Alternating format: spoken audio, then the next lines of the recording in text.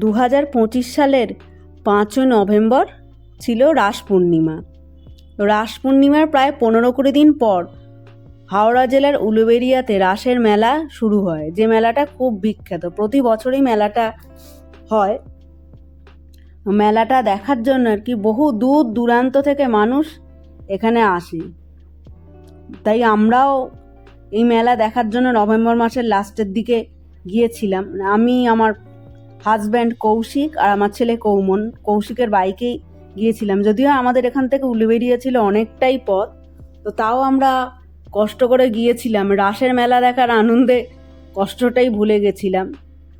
যত এত দূর বাইক চালানো তো কষ্টকর, তবু আমরা এত উৎসাহ ছিল আমাদের তিনজনের, এত আনন্দ যে সব কষ্ট ভুলে আমরা রাসের মেলায় গেছিলাম।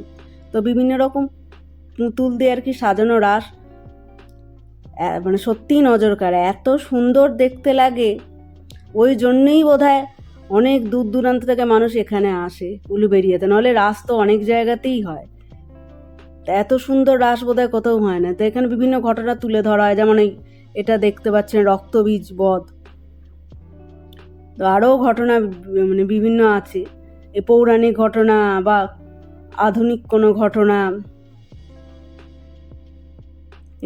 এই রাস সাজানোর মাধ্যমে তুলে ধরা হয়।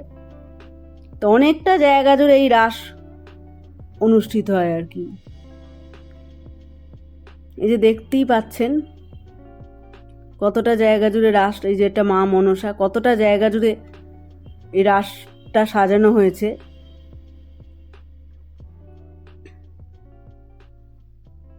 কি সুন্দর না, মনে হচ্ছে জীবন্ত, এত সুন্দর। তো আমার যেটা সব থেকে বেশি উৎসাহ এই সাবিত্রী সত্যবানে, মানে সাবিত্রী সত্যবানের ঘটনা আমার খুব ভালো। এটা সত্যি ঘটনা, তো তাও আমার খুব ভালো লাগে ঘটনাটা। আমার যেটা সব থেকে নজর কাড়ে প্রতি বছর এই সাবিত্রী সত্যবান। এছাড়াও দেখতে পাচ্ছেন এই কত রকমের পুতুল দিয়ে বিভিন্ন ঘটনা সাজানো হয়েছে, মানে ঘটনা তুলে ধরা হয়েছে আর কি।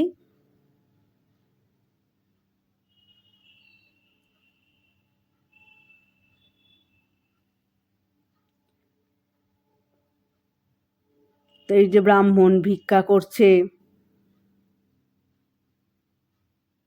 এটা গুপি গাইন বাঘা বাইন।